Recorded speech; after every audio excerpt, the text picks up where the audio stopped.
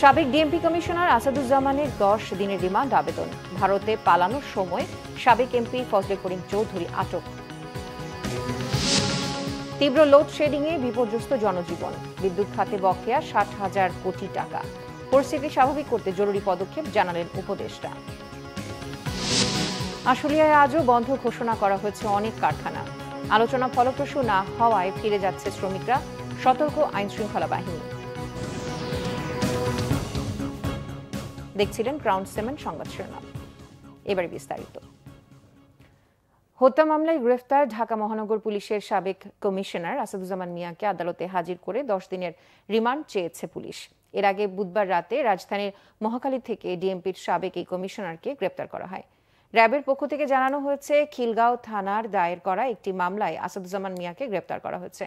2015 সালে খিলগাঁও থানার ছাত্রদলের সাবেক সাধারণ সম্পাদক মোহাম্মদ নুরুজ্জামান জনিকে পুলিশি হেফাজতে ক্রসফায়ারের নামে হত্যার অভিযোগে তৎকালীন পুলিশ কমিশনার আসাদুজ্জামান মিয়া সহ বর্তমান ও সাবেক 13 পুলিশ কর্মকর্তাকে মামলায় আসামি করা হয়। আসাদুজ্জামান মিয়া 2015 সাল থেকে 2019 সাল পর্যন্ত ডিএমপির কমিশনারের দায়িত্ব পালন করেন। আখাউড়া সীমান্ত দিয়ে ভারতে পালিয়ে যাওয়ার সময় চট্টগ্রাম 6 আসনের সাবেক এমপি এবিএম ফজলে করিম চৌধুরীকে আটক করেছে বিজিবি। সকালে বিজিবির জনসংযোগ বিভাগ থেকে পাঠানো খুদে বার্তায় বিষয়টি জানানো হয়।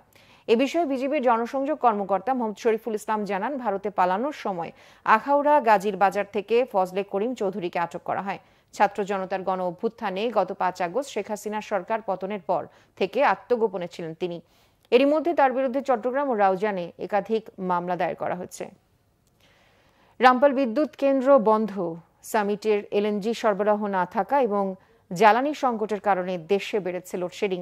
এছাড়া বেসরকারি খাতের তেলভিত্তিক বিদ্যুৎ কেন্দ্রগুলোতেও কমছে উৎপাদন। বিদ্যুৎ ও জ্বালানি উপদেষ্টা ফাউজুল কবির খান জানিয়েছেন, 2 থেকে 3 সপ্তাহের মধ্যেই পরিস্থিতির উন্নতি হবে। রিপোর্ট রিশান নাসরুল্লাহ। সরকারি প্রতিষ্ঠান বিদ্যুৎ উন্নয়ন বোর্ডের হিসাব অনুযায়ী দেশে প্রতিদিন বিদ্যুতের চাহিদা প্রায় 16,000 মেগাওয়াট। কিন্তু জ্বালানি সংকট ও বিদ্যুৎ কেন্দ্র বন্ধ থাকায় কমেছে বিদ্যুতের উৎপাদন। ফলে প্রতিদিন বিদ্যুতের ঘাটতি রয়েছে 1 থেকে 1,500 মেগাওয়াট। তাই পরিস্থিতি সামাল দিতে লোডশেডের কোনো বিকল্প নেই সরকারের কাছে। রামপাল তো অলরেডি নিয়ে আসা হচ্ছে, তারপর হচ্ছে বড় পুকুরের যে মেইনটেন্স সেটা আগামী 20 তারিখ না কয় তারিখে যেন আসবে, 3-4 দিন, 18 তারিখ মনে হয়, 18 তারিখে আসবে। আর এছাড়া আমরা যেটা আজকে 2 সচিবকে নিয়ে বসে যেটা বলছি, সেটা হচ্ছে যে এইরকম ইভেন্টের ক্ষেত্রে যদি একটা বড় ক্যাপাসিটি, বড় একটা সাপ্লাই সোর্স যদি হয়ে যায়, তাহলে আমরা বলছি যে একটু বেশি গ্যাস দিতে। সরকারের তথ্য বলছে, রক্ষণাবেক্ষণের কারণে বন্ধ রয়েছে 3,500 মেগাওয়াট উৎপাদন সক্ষমতার বিদ্যুৎ কেন্দ্র। সামিটের এলএনজি টার্মিনাল বন্ধ থাকায় গ্যাসের সরবরাহ কমেছে।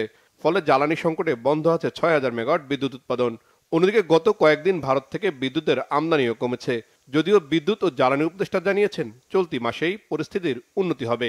সামিটের এফএসআরইউ বন্ধ ছিল, সেটা এখন অনেক করে এটা চালু করা হয়েছে। কিন্তু যেটা চালু করার যে সমস্যা, সেটা হচ্ছে যে আমাদের তো গ্যাস আনতে হবে। তো এখন গ্যাস আনতে আরো 20 দিনের মতো টাইম লাগবে।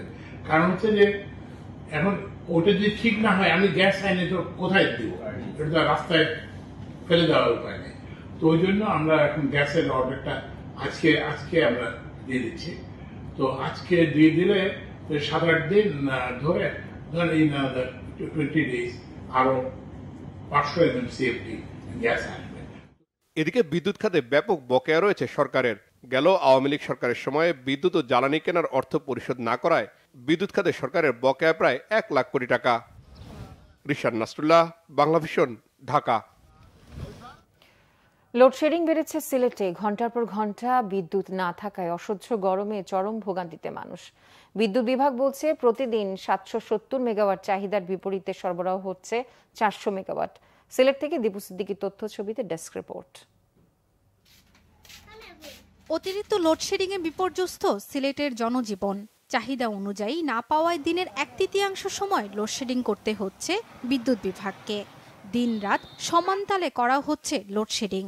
1 ঘন্টা বিদ্যুৎ থাকলে পরবর্তী 1.5 থেকে 2 ঘন্টা থাকছে না।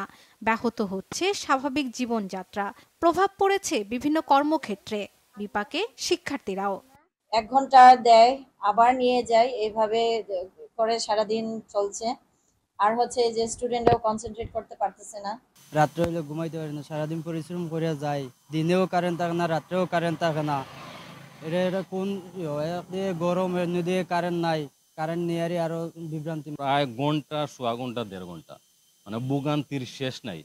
এটা আমি একদম মানে কিতা কইতাম, সাধারণ জনগণ হোক আর একজন চাকরিজীবী মানুষ, এত কষ্ট মানে এটা সীমাহীন, এটা মানে মানার মতো নাই। আমরা রাত্রে বাচ্চা চালু ঘুরাইতে পারি না, ঘুমাইতে পারি না, প্রত্যেক ঘন্টা ঘন্টা বিদ্যুতের মানে কিটা অবনতি। দ্রুত সমস্যা সমাধানের আহ্বান বৈষম্য বিরোধী ছাত্র আন্দোলনের সমন্বয়কদের। অনেকেই প্রতিবাদ করছেন, আমরাও সেই সকল প্রতিবাদের প্রতি সমর্থন জানাচ্ছি এবং আমরা চেষ্টা করতেছি অতি শীঘ্রই যাতে ওইটার সমাধান হয়। বিদ্যুৎ বিভাগ বলছে জাতীয় গ্রেড থেকে চাহিদা মতো বিদ্যুৎ পাচ্ছে না তারা।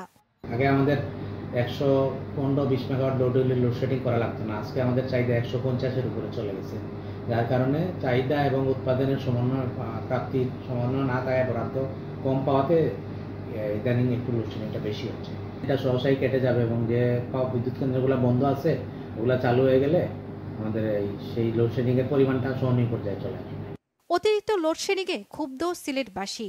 উৎপাদনের ক্ষমতা থাকার পরও কেন বিদ্যুৎ পাওয়া যাচ্ছে না প্রশ্ন ভুক্তভোগীদের। Bangla vision news desk. শিল্পাঞ্চল আশুলিয়ায় আজও বেড়েছে বন্ধ কারখানার সংখ্যা।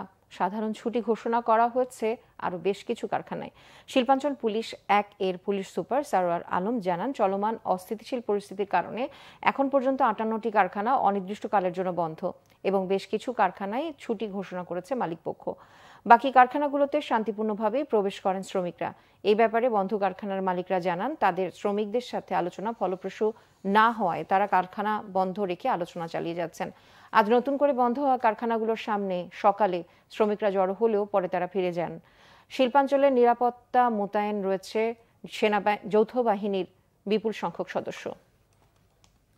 এই ছিল এখনকার মতো। পরের সংবাদ দুপুর 2টায়, এর আগে 1টায় রয়েছে নিউজ টপ 10 দেখার আমন্ত্রণ রইল। এছাড়া বাংলা ভিশন সংবাদ ও সংবাদ সংশ্লিষ্ট অনুষ্ঠান দেখতে ভিজিট করুন www.bbnews24.com ও facebook.com/banglavisionnews এবং সাবস্ক্রাইব করুন youtube.com/banglavisionnews। এতক্ষণ সাথে থাকার জন্য ধন্যবাদ সবাইকে।